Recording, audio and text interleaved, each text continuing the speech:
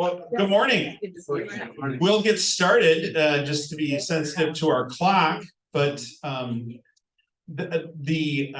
we're the campus planning task force, which has been faithfully led by Steve Svan behind me here.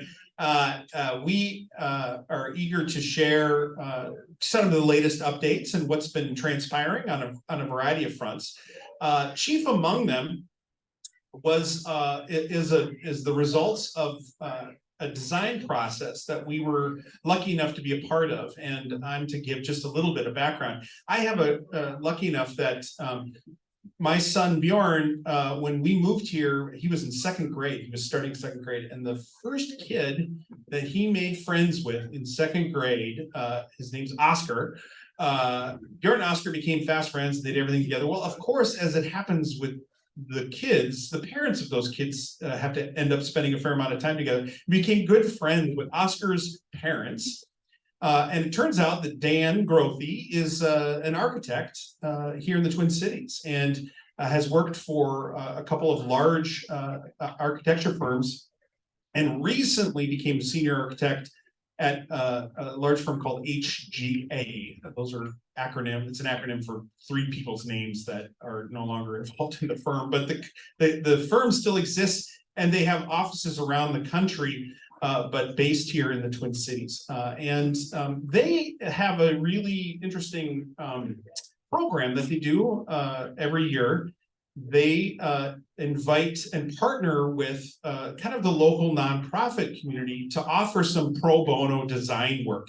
And they shape it in the form of sort of a staff building and bonding exercise to bring a variety of people from different disciplines and different offices together to work on something that has kind of deeper meaning, and so it's a great opportunity. And my friend Dan suggested this to me last year when we were sitting and visiting. We were talking about the sacred settlement and what was happening with our tiny homes, and he said, you know, and I was describing the sort of need that we have to kind of be thinking more holistically about our campus and how the variety of different ministry opportunities that we're feeling like they could be emerging, how they might be integrated. And he said, this sounds like it's something that would work for my companies, my firm's pro bono thing. They use this fun word called charrette, a design charrette, which maybe you've heard us use a few times around here. It just means like a workshop or an exercise, but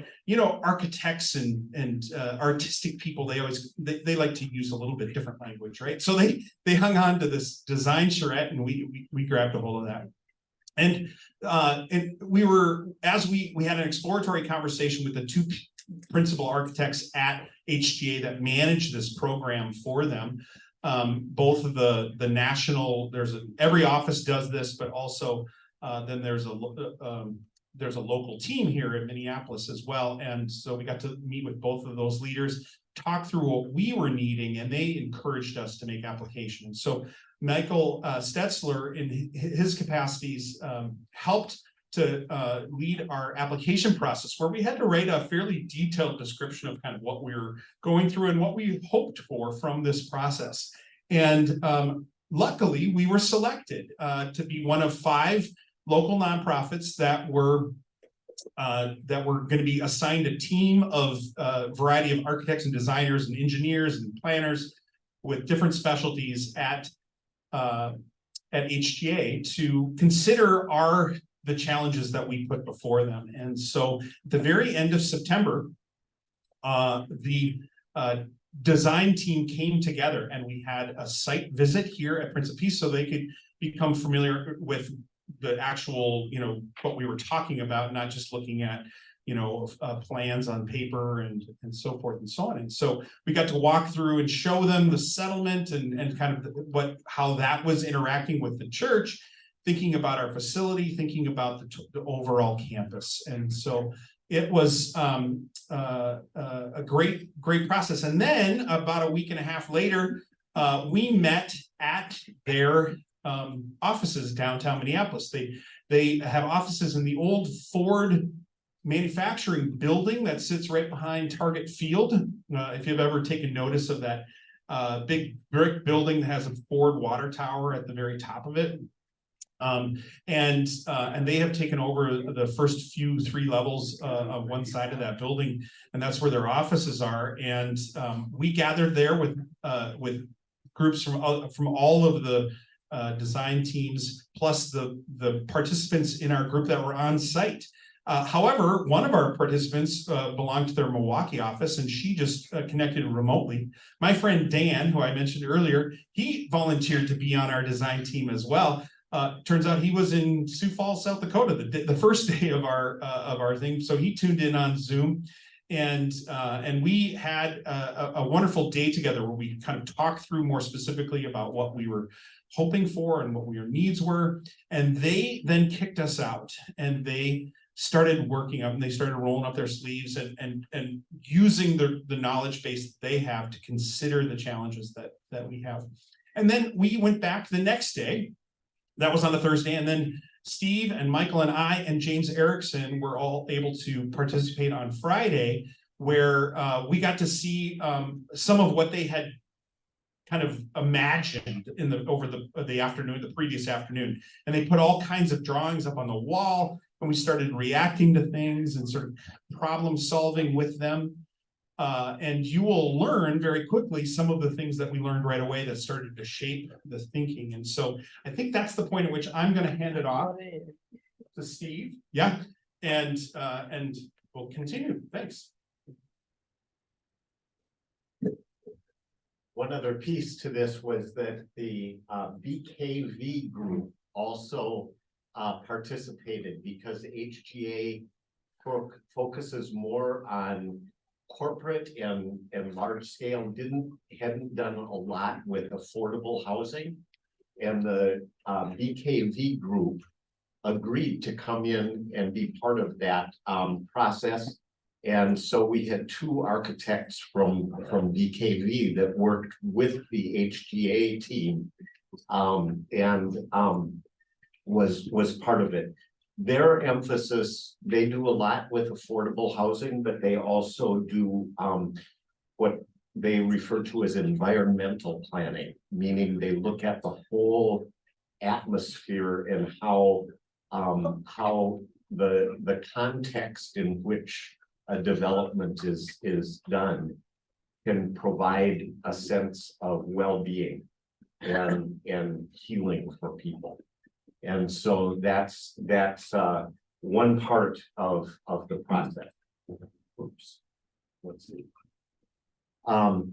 This is a picture of the project team that we worked with, the ones that were available for the picture, and we spent that time together. The goals that emerged from the workshop or for the workshop included developing a vision for the church's affordable housing ministry, the history of doing the affordable housing team was an important aspect of that, the work that they had done, as well as our work with the tiny homes and the settlement. And so the looking at the overall affordable housing, and at that point we were looking at possible apartment for low income, plus the settled community, and third have been looking at a habitat possibility and what that might involve. Considering complementary programs such as a daycare facility, how might that work together with the other projects? And then integrating solar power, and we had talked earlier about a solar carport in our parking lot, and they wanted to integrate that. And then finally, maintaining some green space for gardens and access to nature throughout the campus, and trying to pull all those pieces together and beyond our capabilities and with their expertise They wanted to help set achievable goals for a planning process and a scope of recommendations for how we might facilitate use of the campus. And then also to spend some time on evaluating the existing building and identifying strategies for future use.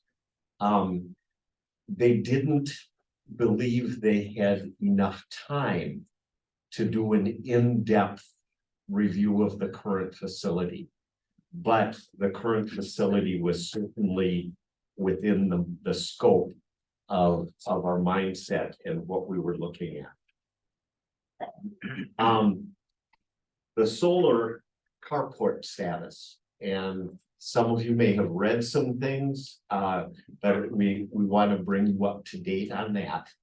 When that was approved earlier this year, and that process, the developer had indicated that one of our options was to agree to do a carport, and that they would find an investor that would invest in that. So our upfront costs would be virtually nothing.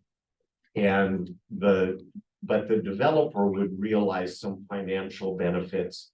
We would get a very slight reduction in our energy costs, but we would be supporting the solar process. The developer, however, after the fact and after we had approved going forward, determined that they were backlogged and could not find an investor.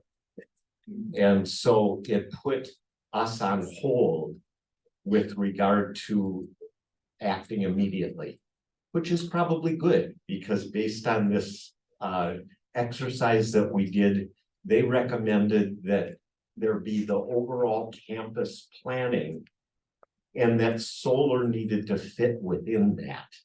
And so it's probably okay that delay happened.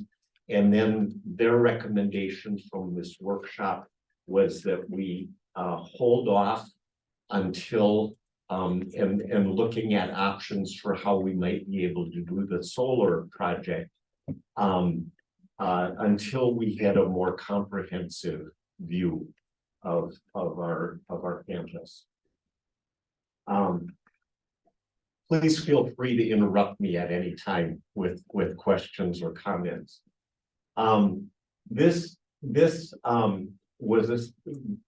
Most of these materials were provided by the HGA team for us. And what they said was, in our goal to deal with housing or affordable housing, the asset that we already had on site was the common house and the 2 settled homes at that time. And so that was what we had. We also had connections with the park trails and some connections with nature, with the gardens and green space. And so those were some of the assets that we already had dealing with the goals that we were looking at.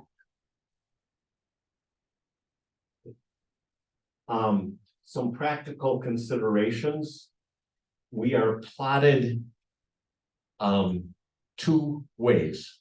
One is institutional, and we have about just over 6 acres of property in the institutional area. And then we have this property to our south that is zoned for low density residential. And so that's kind of the zoning that we're dealing with. To do any of the projects we have been talking about, except for the settled process, the tiny homes, we need to get we would have to have some rezoning done. The south property we would, well, we might be able to do a limited habitat project on that property without significant rezoning. But for other purposes, we would have to do, if we had daycare located inside the building, we can keep the zoning as is. But if we were going to do any housing connected with it that utilized this property, we would have to rezone to a mixed use or higher density, at least on part of it. This, to do an apartment building, for sure, would have to be high density. And so that's the current plats that we're dealing with. What's the criteria for high density? Okay, high density would allow for an apartment, an affordable housing apartment. But is it like 12 units or more, or what is the? The low density would allow us on a plot that size, would allow us to go with, I think, 6 twin homes. It's at 8. 8 4 twin per homes. acre. You can have no more than 2 contiguous units. So any sort of multi-unit structure is not allowable in low density. Mhm. So like even 3 or 4 like townhomes smooched together would require a higher level of density. But you can have twin homes or duplexes, and you can have up to 4 per acre with that level of zone. And I'm not positive, all the levels of Yeah. zoning. To go from low density to high density is a significant jump. And, could meet and would very likely meet more resistance from the city. And it's currently zoned low density, It's currently so zoned low maximum density. 8. It was based unit. on the fact that there was a single family residence on that Okay. property, and it's never been upgraded from that. Actually 8 duplexes, so could be 16, although there are some other restrictions that Steve will get to here in just a Right. minute. So, Okay. Right, but Steve, can I just offer also the north lot that's zoned institutional? If we wanted, we talked about daycare in the church structure is allowable if the structure meets code, which we know our structure does not for daycare. But we could locate a new construction on the north lot without, that is just to house a daycare, childcare facility, that is an allowable use under institutional. So it would have to be, it could be a separate structure. It would have to be to code whether it was attached to the building or not attached to the building, but it is an allowable use in the institutional zone. and to put a daycare, a permanent daycare facility in the current structure, the whole building would have to be have a sprinkler system. And the costs of that are pretty high. Mhm.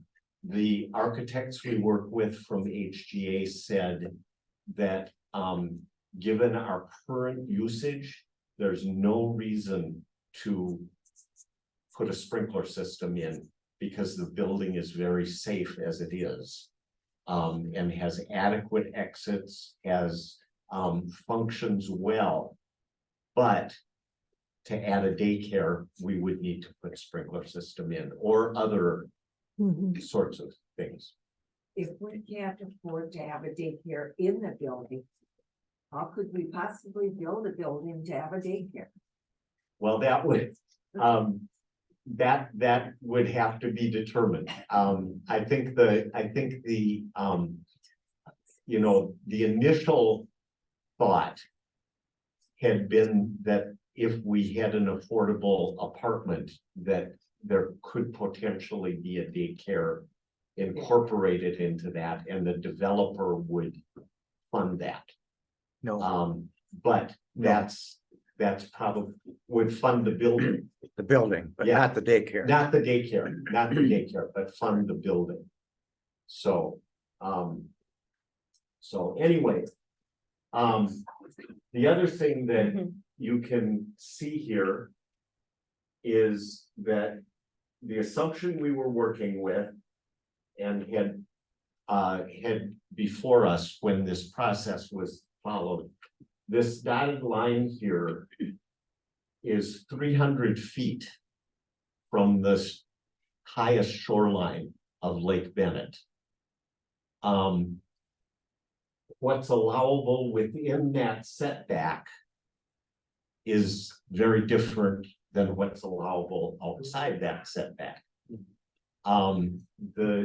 Within the 300 feet, as we understood it, you cannot exceed 25%. Developed with impermeable surfaces, either building structure or the parking and that sort of thing. If you go with permeable surfaces, you're able to develop a little more, but that's again a price factor.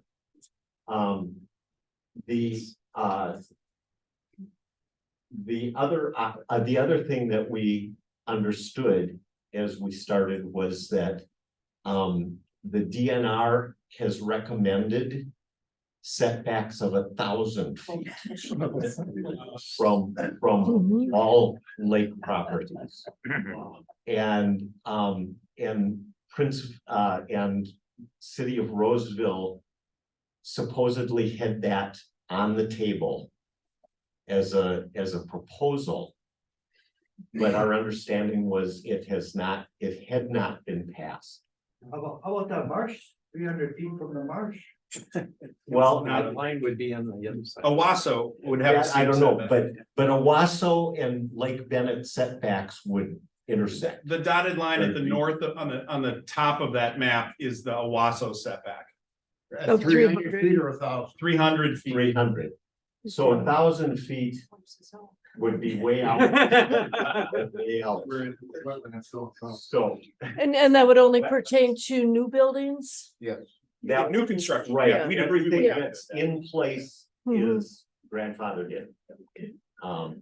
So the Scott, land that's on Victoria going north, where there's a bunch of new lots going in. Yep. That can't be anywhere close to 300 feet away from them. So Is that grandfathered in? no, well, it's possible those plans did get adopted more recently, but within the 300, the restrictions are simply twofold. You can develop on that land. We can build within according, we can build there, but we can only develop 25% of the overall property. Yeah. And it's height restricted. Yeah. You cannot go taller than 30 feet. So So which that's, would 2 mean stories? 2 stories. probably 2 stories, yeah. Okay, and then if you use permeable surfaces, what is the percent of developable area? Well, those They don't don't count as part of the 25%. The building would be impermeable, but potentially a parking lot could be done with impermeable pavers that allow moisture to seep. Permeable pavers. So if you have permeable pavers in the parking lot, I thought you had said that would increase the developable. Is it like up to 30%? No, it 40%? doesn't change the calculation, it just doesn't add to the Doesn't total. count in the 25. Yeah, it just doesn't add to the 25%. Okay, Or so it's just, okay, it's not calculated as part of that. okay. So anyway, so the recommendation from the workshop was. Explore the affordable apartment as soon as you can. Because if there's any hope to get it done. It's not gonna happen if those are extended. Now, some of what I'm going to talk about. May seem irrelevant. Because in a conversation with the city. A group of 3 had met with Janice Gerlach, who's head of development at the city. And she spoke as if the 1,000 feet was a done deal. Now, Prince of Peace being within that 1,000 feet has never received notification that we're aware of that that was extended. But it creates doubt as to what could be done on our property. So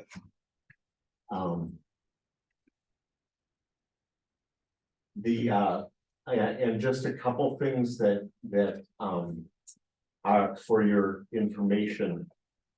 Places of assembly or religious institutions have to have one parking space for 4 seats of maximum capacity of their meeting space.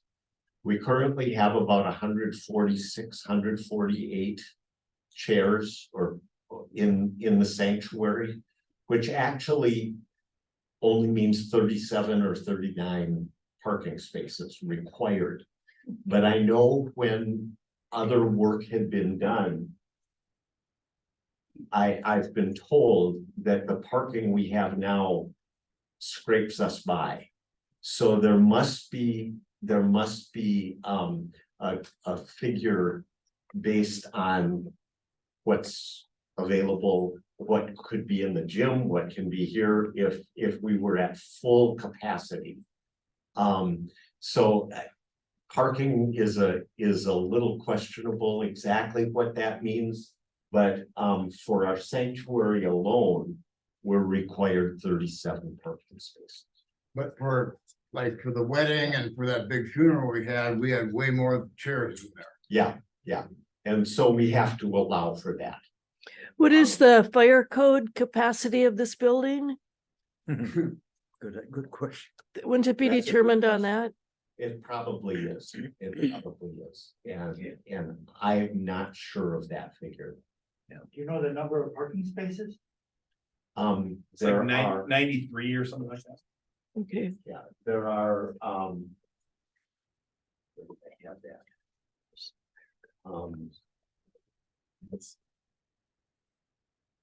Well, 93 is good enough for now. Yeah. yeah, Yeah. I think it's even a little more than that, but anyway, we're okay. so. If we take that 300 feet. The shoreline offset restricts building to less than 30 feet tall. And no more than 25% developed. Beyond whatever the offset, beyond whatever the offset is, the allowances for in a high density development area is up to 55 feet in property height or in building height. So for our purposes in looking at this, if we have if there's a daycare present, what's required is 1 parking spot for each employee plus 1 parking spot for each 10 participants in the program at maximum capacity. So now the other thing that we have been told by the developers we've been talking to Common Bond and Aon is that soft costs, architects, some of legal sorts of concerns and that are pretty fixed regardless of the size of a development. So Common Bond has said they would not want to go less than 35 units at the very minimum. And Aon even talked to us about possibly 50 units. Not so that's what we're looking at.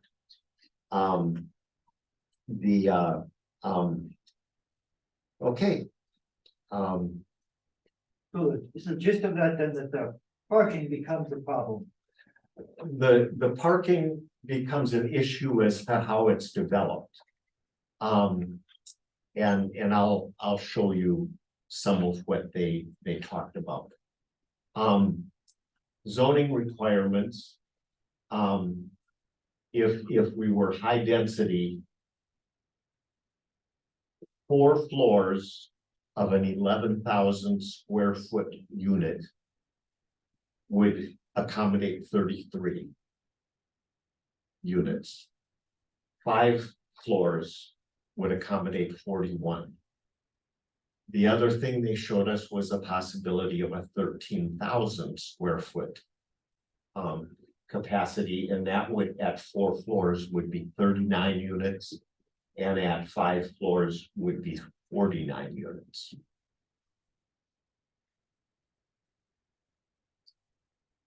Okay.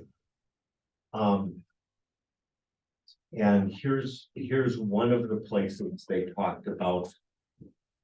A possible development. The light is not, we don't see the laser. Okay, there you go. It would be right here, which. And there would be some extra parking here.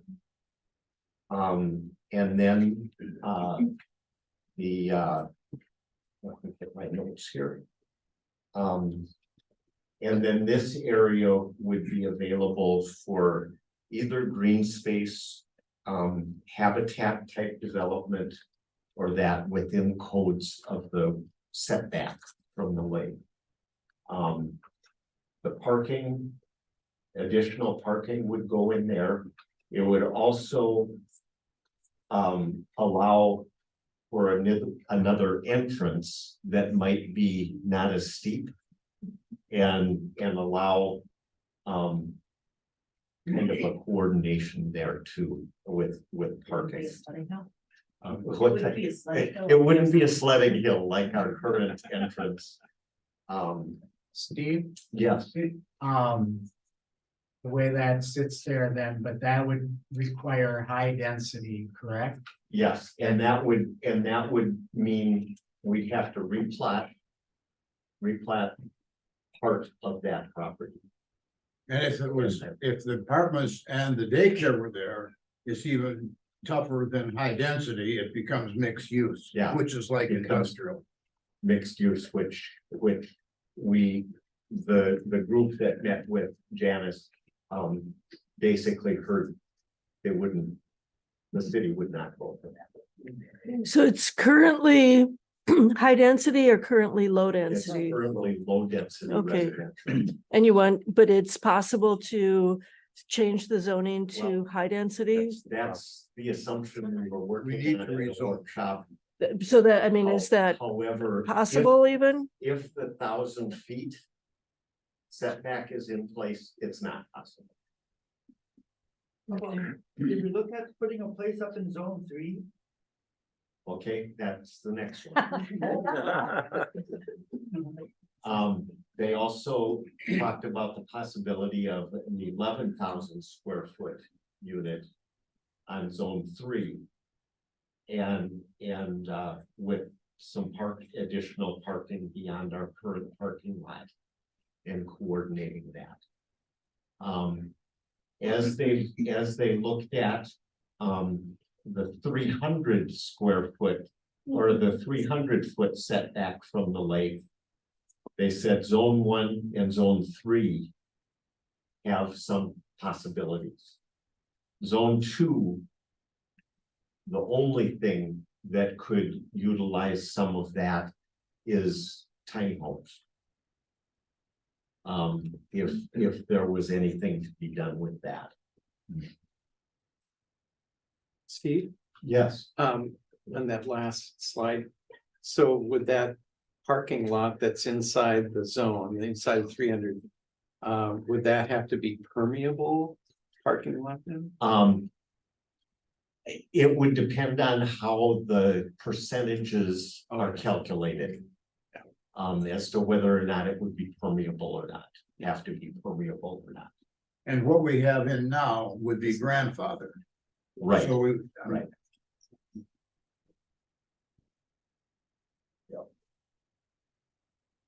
Okay. A third thing was looking at potential habitat type townhome or cluster homes developed and looking at some possibilities with that.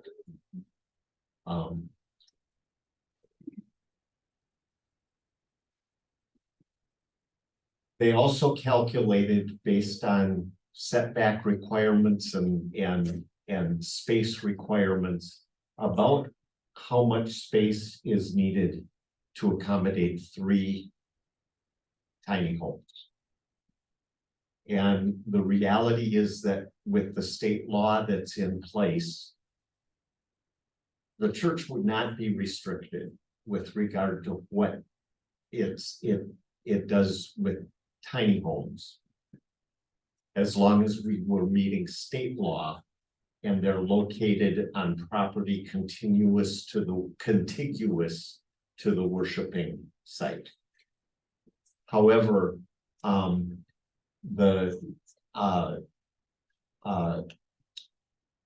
we would need to meet certain guidelines of distance between the units and setbacks. And important to note that because the tiny homes are technically RVs on wheels, they don't calculate against the impermeable calculation of within the setback requirements of the shoreline overlay is what that's called. Amazing. What kind of timeline are you considering? Because look at the age of our congregation. How feasible is all this? Well, the task force is going to have a challenging meeting tomorrow night. Because of the new information from the city.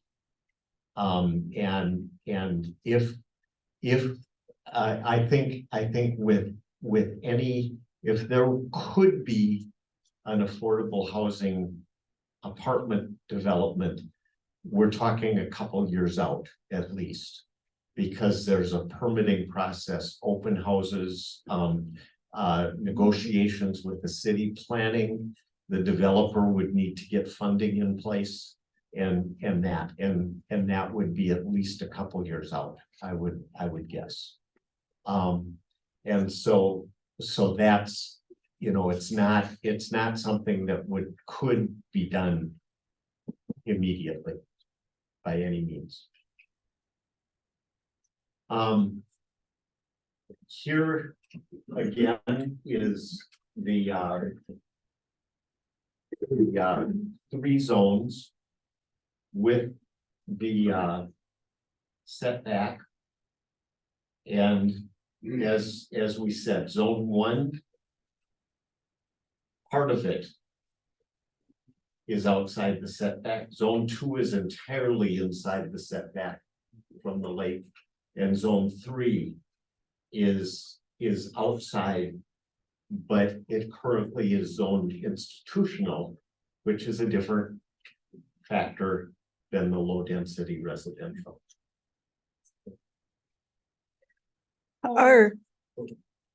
Has anybody looked at whether or not those are in the floodplain? Zone 2, I would think, would be partially in the floodplain. Yeah, and that really is not, you know, that can't be developed anyway, unless it were tiny homes. And we would have to look at that factor if we were expanding the number of tiny homes. Because Currently, insurance extremely increases if something's in the floodplain. now the 300-foot setback is based on the far reaches of where the high water level of the lake. Okay, And so we would be, this area is all outside the high water level of the lake. okay. Zone 1 is kind of in the middle of the park. Did they look at the No. aesthetics of putting a building in the middle of a park? Well, zone one, of course, is the south property, and that's where we could encounter resistance from the city also. Of developing in that area. The aesthetics of putting a big building right in the middle of the park would be not so good. Yeah. So, one of the things that they looked at was in an overall development. The possibility if there could be an affordable housing complex and daycare in this area, but as Rick said, that would have to be rezoned mixed use, which is really even worse, harder to get than a high density. And then the looking at the possibility of solar panel being a tie-in with the common room and ultimately tiny home being put over in this area. And that would leave the possibility of up to a dozen tiny homes, but not certainly in the foreseeable, the near future by any means.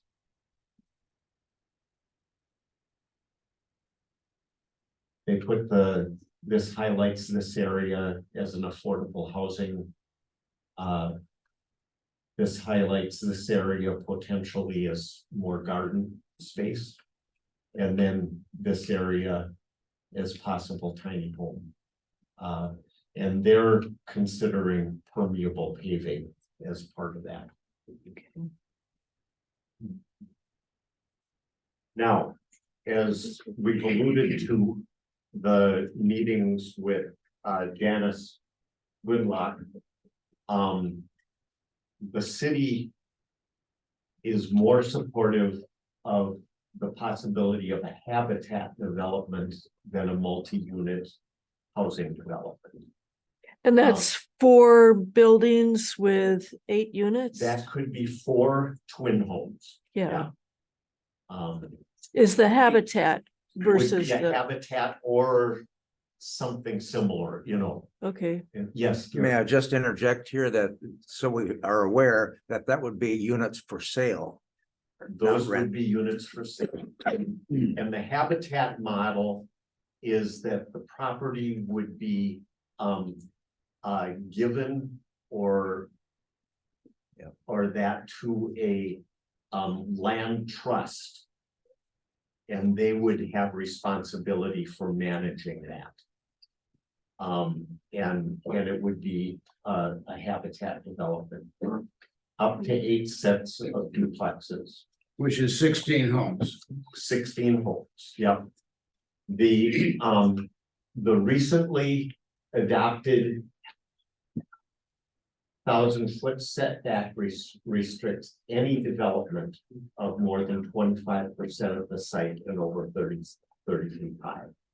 Which means the report that we just received within the past week. And before we did the workshop. I think you can say alleged recently. Yeah.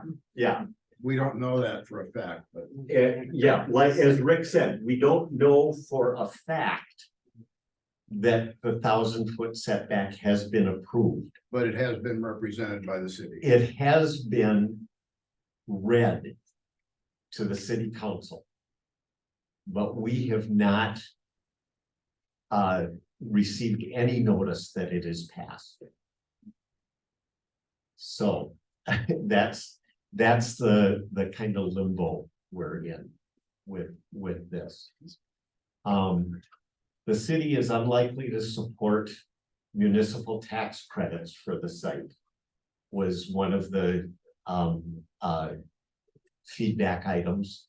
And that was one of the potential funding processes that Aon talked about in particular. And 3, some information updating. They, we just believe we need to do more research again on demand. There is a new development that's between Fairview and Snelling on County Road C. And from what we understand is it's not fully occupied. And so, so what is the demand for housing in the price ranges we're looking at, or in the cost factors we're looking at? Yeah, that's 500 units of affordable housing, and the definition of affordable housing is available to people that meet 70% or less of the average median income.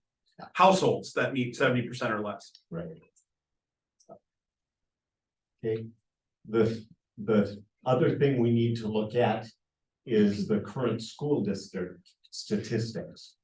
When we began the process with the affordable housing team began the process, there was a report of, was it like 161 homeless, and then it went up to, it was over 250, above 250 homeless students in the school district. Unstably.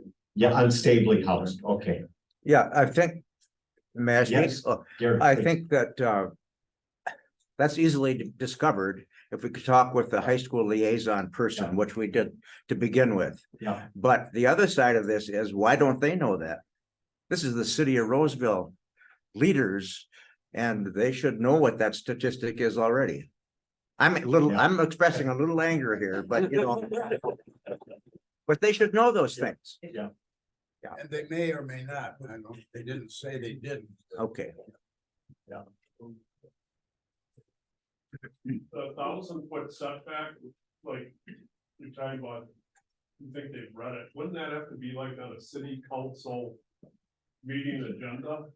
Something that major? What would they? Peter and Michael, you were researching that on Friday. Still haven't found anything. There were hearings held on the plan, the overall community development plan, and the 1,000-foot setback was in the plan. The plan was approved, but I haven't gotten to the details of the public hearings or the discussion at council about that specific 1,000-foot setback component of that plan. So as far as I know, it would take another specific action by the council to put that 1,000-foot setback in the ordinances. Now it's in an approved plan. So it's official, but I don't think it's been encoded into the ordinances. Right. Okay. Did everyone hear that? Yeah. Mhm. Michael said it's part of a plan. The 1,000-foot setback is part of a plan that has been presented to the city council And approved.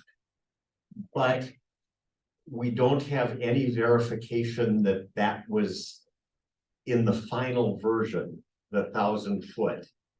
But the city developer is treating it as if it is. And we have not heard of any hearings that were held about it, and an official sort of action. Would that leave us with only the tiny homes as an option? The 1,000-foot setback would leave like 2-story townhomes or that as possible within that do not take up more than 25% of the property that's part of the calculation. And that was one of your pictures or one of the drawings. Can you go back to that?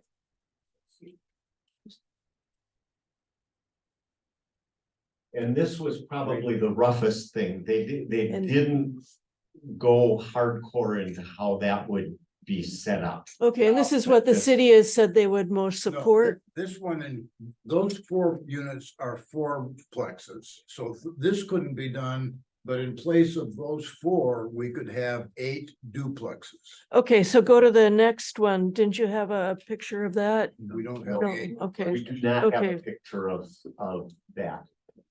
okay, That wasn't something that HDA had okay. thought about. So, If the city was open to, Janice indicated that if we were to bring forward a proposal to rezone the south property or the north property for that matter, the likelihood of being accepted would be to move your density just kind of one level more dense, Mhm. which would be medium density residential, which allows for the kind of 4-home townhome row houses kind of concentration. And changes the setbacks and things like that, but Janice did sort of indicate a recognition that if you want to make a zoning change, that kind of changes or tends to be more palatable to not only the neighbors, but also, you know, all the people, all the stakeholders. Okay. When you go from low density, what we would propose is low density to mixed use, which to incorporate the daycare. She named that aloud as a really big leap, a big stretch to go from low density to this, what mixed use development, which really could be commercial, could be all kinds of things. And even though our specific desires, you know, you can kind of draw the lines to what's in our neighborhood and things like that.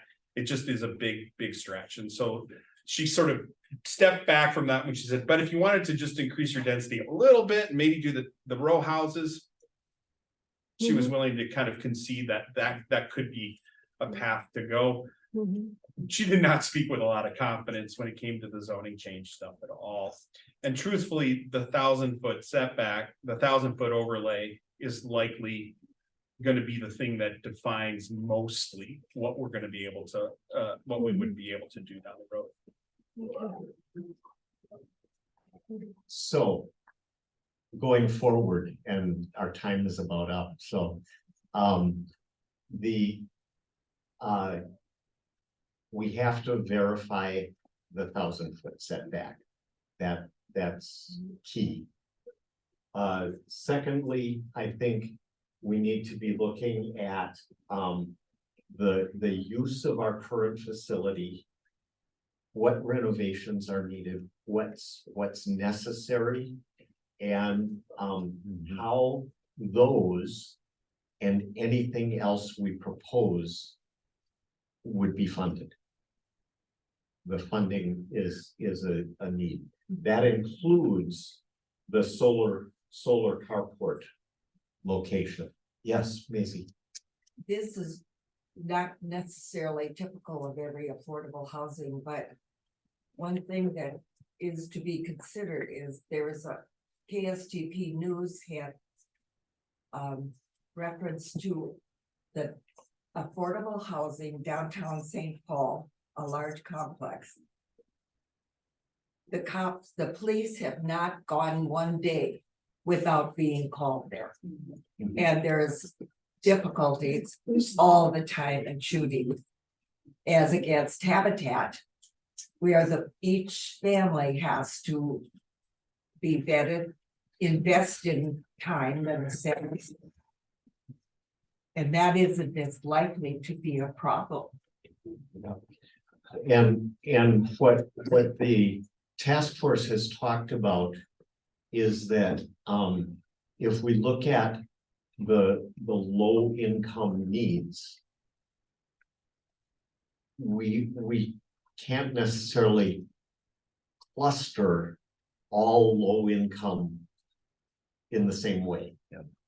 And the proposals that have been looked at of the tiny homes are probably the lowest of the low income levels. The affordable housing that kind of emerged from the affordable housing team and has been talked about by campus planning as well. is the mid-range.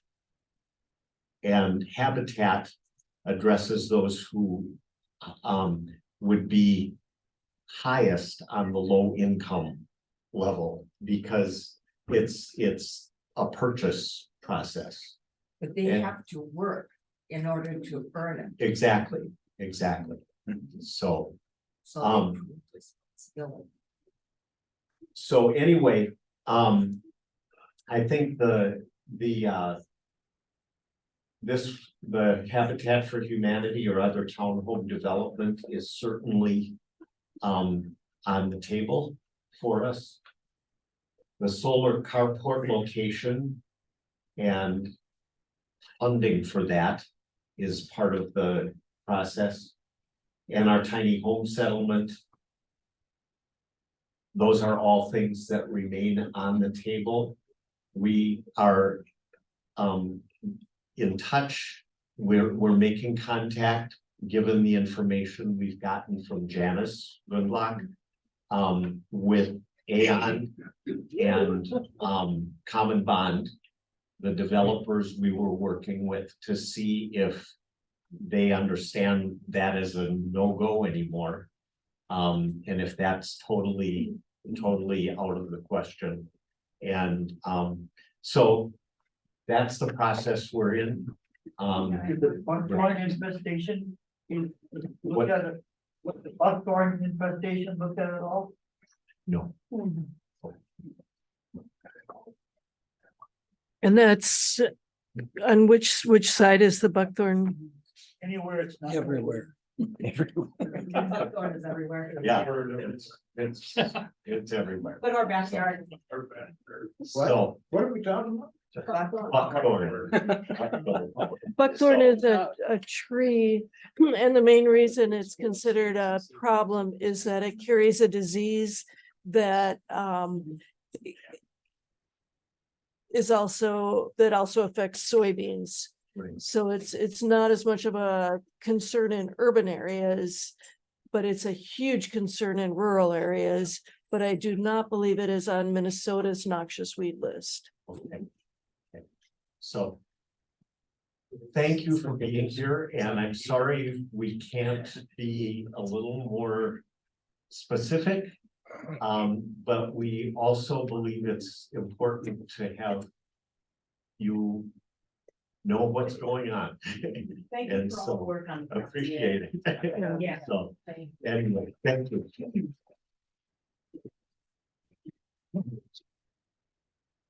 Actually, I spoke. So, for it's a proposed